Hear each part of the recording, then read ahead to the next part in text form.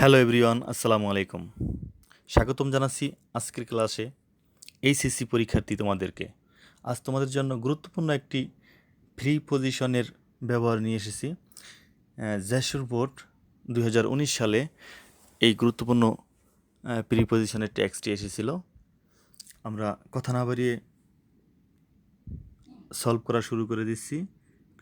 সবাই খুব মনোযোগী থাকবে, আশা করি অনেক উপকৃত হতে পারবে।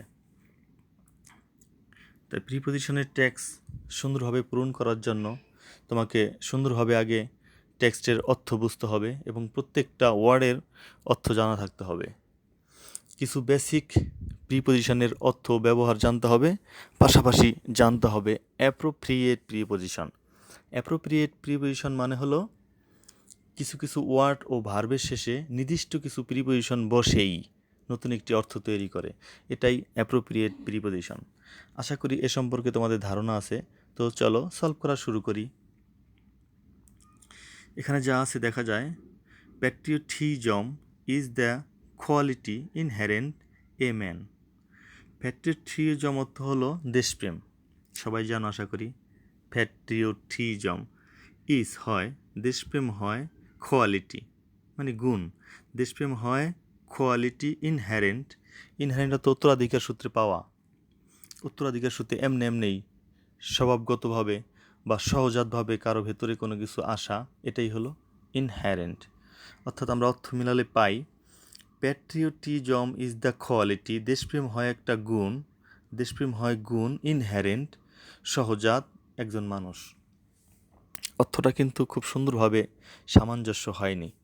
এখানে একটি প্রিপোজিশন বসবে এই শূন্যস্থানে, উপযুক্ত একটা প্রিপোজিশন বসানোর ফলে অর্থটা সামঞ্জস্য না হবে। আর এখন যে অর্থটা হয়েছে তা হলো দেশপ্রেম হয় কোয়ালিটি ইনহেরেন্ট সহজাত একজন মানুষ, অর্থাৎ একজন মানুষের ভেতরে সহজাত একটা কোয়ালিটি হলো দেশপ্রেম। এই ভেতরে বা একজন মানুষের মধ্যে এরকম বললে অর্থটা কিন্তু খুব সুন্দর মিলতেছে। সুতরাং এখানে যেহেতু ভেতরে একজন মানুষের ভেতরে সহজাত কোয়ালিটি হয় দেশপ্রেম, যেহেতু ভেতরে বললে সুন্দর মিলতেছে, সুতরাং এখানে কী হবে? ভেতরে হবে। ভেতরে মানে হলো ভেতরের জন্য একটা প্রিপোজিশন লাগে, তোমরা জানো ইন, মধ্যে ভেতরে বোঝানোর জন্য ইন বসে। তো আমি এখানে ইন বসিয়ে দেব।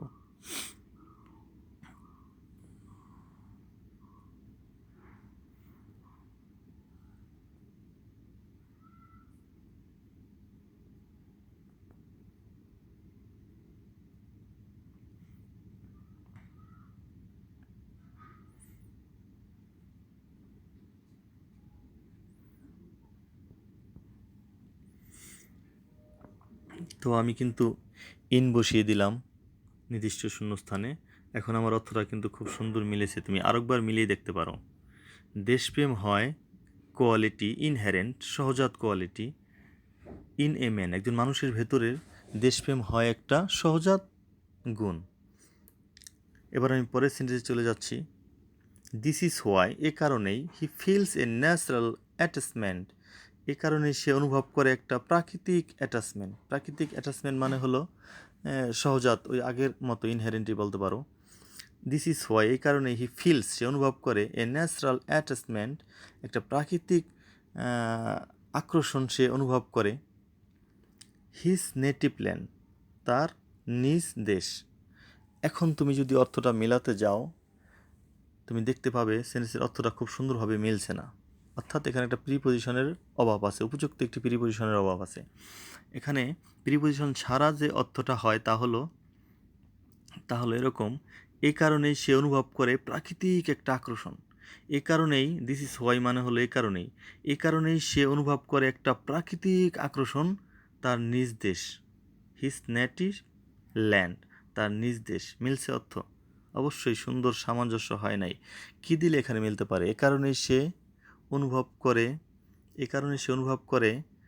একটা প্রাকৃতিক আকর্ষণ, প্রাকৃতিক একটা অ্যাটাচমেন্ট সে অনুভব করে তার নিজ দেশের জন্য।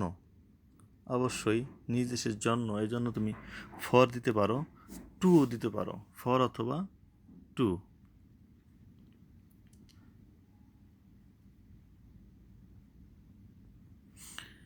আমি ফর অথবা টু দিয়ে দিলাম।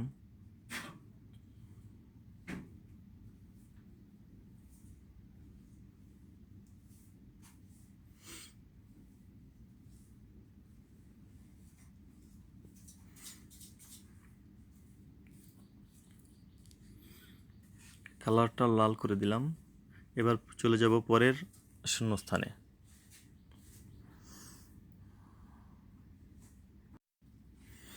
ওকে, আশা করি বুঝতে পারছো আগের শূন্যস্থানটা। এখানে তুমি আগের শূন্যস্থানে ফর অথবা টু যে কোনো একটা প্রিপোজিশন দিলেই কিন্তু হয়ে যায়।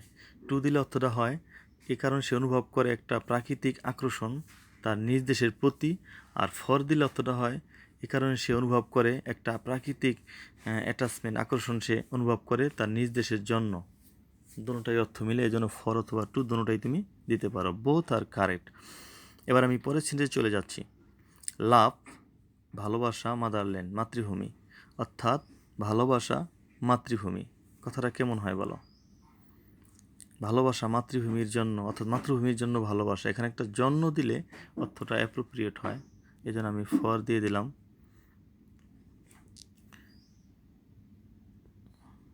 ওকে ফাইন, আমি চলে যাব পরের শূন্যস্থানে। এই জিনিসটা আগে মিলিয়ে দেখি অর্থ। লাভ ফর মাদারল্যান্ড, মাতৃভূমির জন্য ভালোবাসা, ইজ নেসেসারি হয় দরকারি, for the betterment of a nation, একটা জাতির বেটারমেন্টের জন্য মানে মঙ্গলের জন্য মাতৃভূমির জন্য ভালোবাসা ইজ নেসেসারি হয় দরকারি। এখানে ফর আনলাম আমি, কিন্তু ইচ্ছামতো ফর আনিনি। তোমরা দেখতে পাচ্ছ এখানে ফরটা যদি না দেওয়া হয় তাহলে কী অর্থ হয়? লাভ ভালোবাসা মাতৃভূমি, ভালোবাসা মাতৃভূমি, মাতৃভূমির প্রতি ভালোবাসা বা মাতৃভূমির জন্য ভালোবাসা, এরকম কিছু না বললে কিন্তু সুন্দর অর্থটা সামঞ্জস্যপূর্ণ হয় না। এই জন্য আমি এখানে ফর দিয়েছি।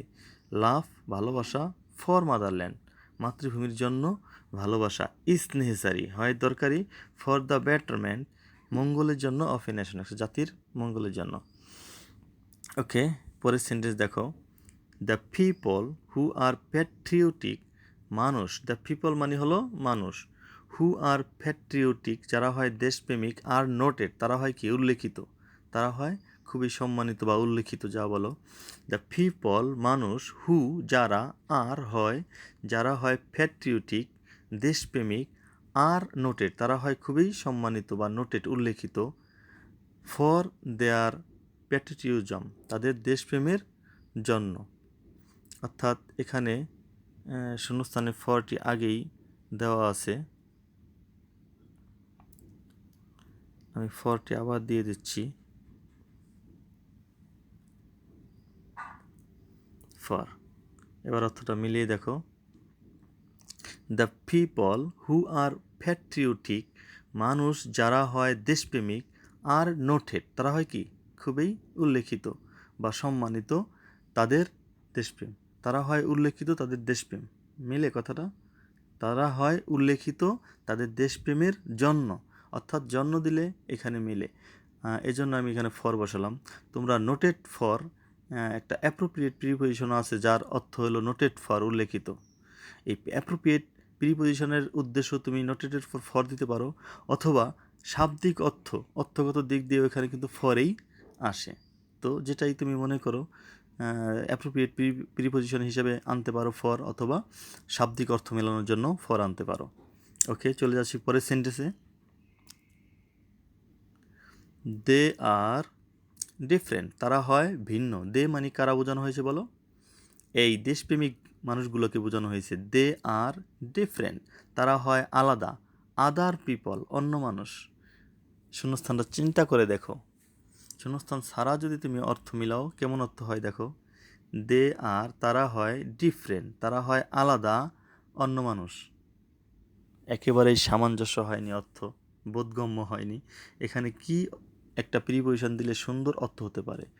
দে আর ডিফারেন্ট তারা হয় আলাদা, আদার পিপল অন্য মানুষ, তারা হয় আলাদা অন্য মানুষ থেকে। অবশ্যই থেকে বললে এখানে খুব সুন্দর মেলে আমার কাছে মনে হয়, যেটা তোমার কাছে কি মনে হয়? আমি এখানে ফ্রম দিয়ে দিলাম, ফ্রমটাই খুব সুন্দর সামঞ্জস্যপূর্ণ। ওকে, দে আর ডিফারেন্ট তারা হয় ভিন্ন, তারা হয় ভিন্ন, কারা ভিন্ন? দেশপ্রেমিকরা, দেশপ্রেমিকরা হয় ভিন্ন অন্য মানুষ, অন্য মানুষ থেকে ভিন্ন, এজন্য ফ্রম আসলো। চলে যাচ্ছি পরের সেন্টেন্সে। দেয়ার কন্ট্রিবিউশন, দেয়ার মানে হলো এই দেশপ্রেমিকদের কথাই বলা হয়েছে, দেশপ্রেমিক নিয়ে 2-3টা সেন্টেন্স এখানে বলা হয়েছে।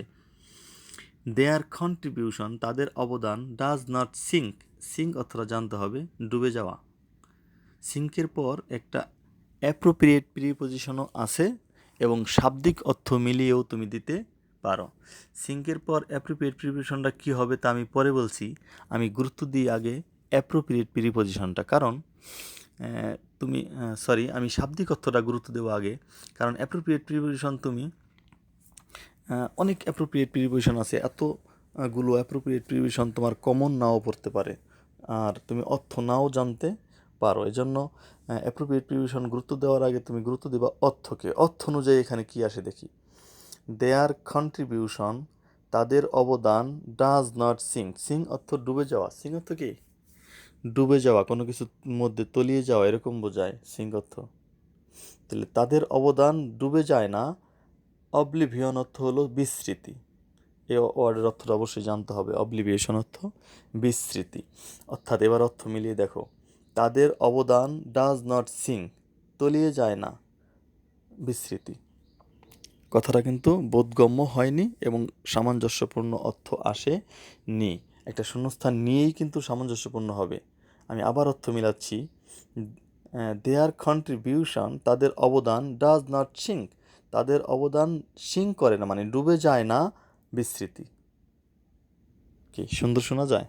তাদের অবদান ডুবে যায় না বিস্মৃতি, তাদের অবদান ডুবে যায় না বিস্মৃতিতে, তাদের অবদান ডুবে যায় না, হারিয়ে যায় না, বিস্মৃতিতে, অর্থাৎ বিস্মৃতির মধ্যে, অর্থাৎ অজানার মধ্যে হারিয়ে যায় না। তে বলতে এখানে মধ্যে বোঝানো হয়। বিস্মৃতিতে হারিয়ে যায় না মানে বিস্মৃতির মধ্যে হারিয়ে যায় না, এই জন্য কী লাগে?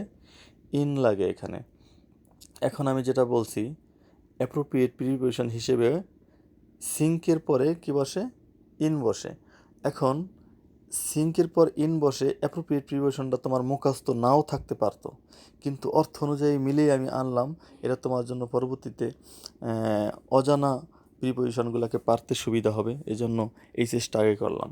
তারপর কেউ যদি জানো সিঙ্কের পর ইন বসে, আগেই যদি এটা জানো তাহলে তো অনেকে অর্থই মিলাতে চাইবে না, সিং ইন বসিয়ে দেবে। ওকে, এভাবে অর্থের দিক দিয়েও ইন বসে আর অ্যাপ্রোপ্রিয়েট প্রিপজিশনও সিং ইন, ডুবে যাওয়া।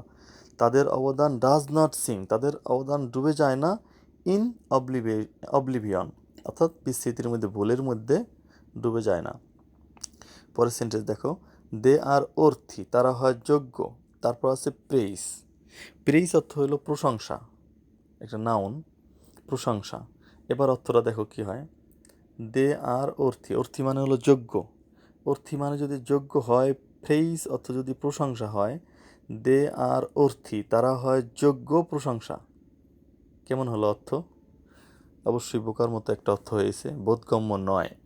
দে আর অর্থী, তারা হয় যোগ্য প্রশংসা, তারা হয় যোগ্য প্রশংসা, কথা হয় না। কি একটা প্রিপজিশন দিলে এখানে অর্থটা সুন্দর হবে একটু চিন্তা করো। তারা হয় যোগ্য প্রশংসা, তারা হয় যোগ্য প্রশংসার, তারা হয় প্রশংসার যোগ্য। আর এর আসে, আর এর জন্য যে কোন প্রিপজিশন লাগে তোমরা সাধারণ জ্ঞানে বলতে পারো, অফ লাগে এর জন্য। কি মনে পড়েছে? অফ রহিম, রহিমের, অফ করিম, করিমের। অফ এর জন্য কিন্তু সবসময় অফ লাগে। আর এখানে এর অর্থ দিলেই সুন্দর মিলে। দেখো, দে আর অর্থী, তারা হয় যোগ্য অফ প্রেইস, তারা হয় প্রশংসার যোগ্য, এটা হলো প্রশংসা। তারা হয় যোগ্য প্রশংসা, মেলে না, তারা হয় যোগ্য প্রশংসার, সুতরাং অফ আসবে। আর একটা অ্যাপ্রোপ্রিয়েট প্রিপজিশনের কথা বলছি, যে অর্থের পর সবসময় অফ বসে। এখন তুমি কোনটা মনে রাখবে যেটা তোমার জন্য সুবিধা হয়? অর্থী অফ, অর্থীর পরে সবসময় অফ বসে এবং অর্থী অফ অর্থ হলো যোগ্য বোঝানো হয়। ওকে, চলে যাই পরের সেন্টেন্সে। দে লে ডাউন, লে ডাউন মানে দিয়ে যাওয়া, বিলিয়ে দেওয়া। তোমরা এই অর্থগুলো আশা করি তোমরা পারো। কোনো ট্যাক্সেই শূন্যস্থানের অর্থ যদি না পারো, ট্যাক্সের অর্থ বা ওয়ার্ডের অর্থ যদি কম পারো, তাহলে তুমি কিন্তু preposition, right form of verb বা যে কোনো গ্রামেটিক্যাল কম পারবে। সুতরাং অর্থ মিলানোটা খুব জরুরি। আবার দেখো, দে তারা, লে ডাউন, লে ডাউন অর্থ বিলিয়ে দেওয়া। আবার বলছি লে ডাউন, বিলিয়ে দেওয়া। তাহলে দে লে ডাউন, তারা কি করে? বিলিয়ে দেয়। দেয়ার লাইফস, কি বিলিয়ে দেয়? টাকা পয়সা না, তারা বিলিয়ে দেয় দেয়ার লাইফ, তাদের জীবনকে বিলিয়ে দেয়। For the good of the country, দেশের ভালোর জন্য। এই সেন্টেন্সে কোনো শূন্যস্থান নাই, তাই বেশি ঘাটাঘাটি করছি না। তারা বিলিয়ে দেয় তাদের জীবন for the good of the country. পরের সেন্টেন্সে চলে যাই। দে আর নট আনএওয়া, তারা হয় না অসচেতন। আনএওয়ার ওয়ার্ডটা কে না জানো বলো? অসচেতন, অসচেতন, আনএওয়ার, অ্যাওয়ার অর্থ সচেতন। দে আর নট আনএওয়া, তারা হয় না অসচেতন। তাদের দেয়ার স্টেটাস, স্টেটাস অর্থ হলো তাদের মান মর্যাদা, তাদের মান মর্যাদাই বলা যায় দেয়ার স্টেটাস। এখন তোমরা সেন্টেন্সটা একটু মিলিয়ে দেখো। তারা হয় না অসচেতন, তাদের মর্যাদা, অর্থ কি মিলে? অবশ্যই সুন্দর মিলে নেই। আবার দেখো, দে আর, তারা হয় নট অ্যাওয়া আনএওয়া, তারা হয় না অসচেতন, তারা হয় না অসচেতন, তাদের মান মর্যাদা দেয়ার স্টেটাস, তাদের মান মর্যাদার সম্পর্কে তারা অসচেতন না। সুতরাং সম্পর্কের জন্য আমরা আনি অ্যাবাউট, কিন্তু অ্যাবাউট আর অফ একই কাজ করে। অ্যাপ্রোপ্রিয়েট প্রিপোজিশন হিসাবে আনএওয়ারের পরে অফটাই সবচেয়ে বেশি বসে। এটা অ্যাপ্রোপ্রিয়েট আনএওয়ারের পর, একটু মনে রাখবা। আর যেখানে যেখানে তোমার অ্যাবাউট বা সম্পর্কে লাগে সেখানে তুমি অফ বসাইতে পারো। যেমন দে আর নট আনএওয়া, তারা হয় না অসচেতন। অফ দেয়ার স্ট্যাটাস, তাদের মর্যাদার সম্পর্কে তারা অসচেতন নয়। তারা হয় না অসচেতন, তাদের মর্যাদা মিলে না। অফ দেওয়ার পরে সুন্দর মিলে, they are not unaware of their status, তাদের মান মর্যাদা নিয়ে তারা অসচেতন নয়। সুতরাং অফ, আনঅ্যাওয়ারের পর অফ বসে, আনঅ্যাওয়ার অফ, মনে রাখবে। পরে সেন্টেন্স চলে যায় ইন দ্য সোসাইটি, সমাজে। দে আর সেলিব্রেটেড, তারা হয় গণ্য, উদযাপিত, সম্মানিত। সেলিব্রেটেড অর্থটা উদযাপন করা, কিন্তু এখানে উদযাপন করা না বলে তুমি যদি বলো দে আর সেলিব্রেটেড, তারা হয় খুবই সম্মানিত, উদযাপিত, তাহলে অর্থটা খুব সুন্দর হবে। দে আর সেলিব্রেটেড, তারা হয় সম্মানিত। দে আর প্যাট্রিয়টিজম, এই যে দেখো পরের পাতায়, প্যাট্রিয়টিজম অর্থ দেশপ্রেম। এবার দেখো, দে আর, তারা হয় সেলিব্রেটেড, তারা হয় উদযাপিত বা প্রশংসিত, তারা হয় সম্মানিত, তাদের দেশপ্রেম, তারা হয় সম্মানিত, তাদের দেশপ্রেম। কথাটা কি মিলে? কথাটা অবশ্যই সামঞ্জস্যপূর্ণ নয়, বোধগম্য নয়। তোমাকে বোধগম্য করতে হবে সুন্দর একটি প্রিপোজিশন বসিয়ে। দেখো কি দিলে প্রিপোজিশন, কোন প্রিপোজিশনটি দিলে তোমার সেন্টেন্সটা বোধগম্য হয়।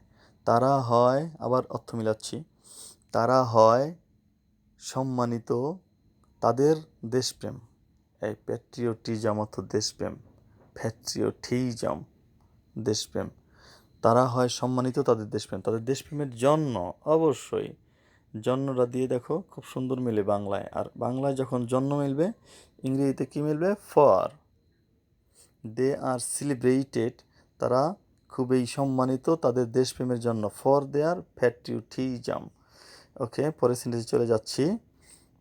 They should not be look down, they should not be look down in any way.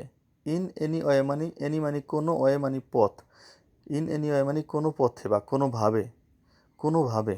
সবসময় ওয়ে দ্বারা পথ মানে যে হাঁটার রাস্তা, এটা বোঝায় না, ভাব, মাধ্যম, এরকম বোঝায়। হ্যাঁ, ওয়ে দ্বারা।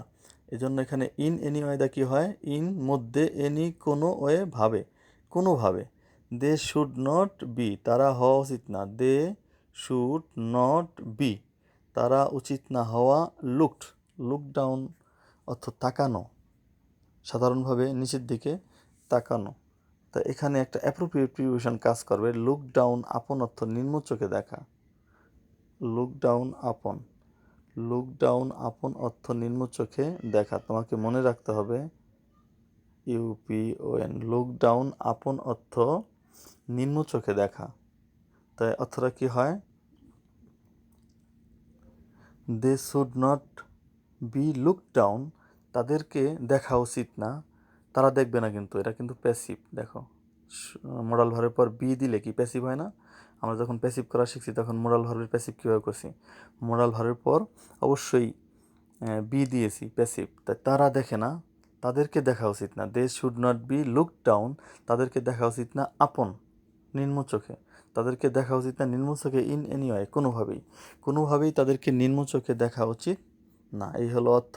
আর আপনটা কীভাবে আনলাম, এখানে অর্থগত দিকের চেয়ে তোমার অ্যাপ্রোপ্রিয়েট প্রিপোজিশনটা মনে রাখলে ভালো হবে। এখানে লুক ডাউন, আপন মানে নিম্ন চোখে দেখা, তাদেরকে উচিত না লুক ডাউন, দেখা উচিত না আপন, ইন এনি ওয়ে মানে নিজ চোখে দেখা উচিত না, look down upon, look down upon কয়েকবার বলো, দেখো মুখস্থ হয়ে যাবে, যার অর্থ নিম্ন চোখে দেখা। তো এই ছিল আমাদের আজকের আয়োজন, আশা করি বুঝতে পেরেছো। কারো একটু বুঝতে সমস্যা হলে সে আবার ভিডিওটি গোড়া থেকে শুরু থেকে দেখতে পারো, আশা করি বুঝতে পারবে।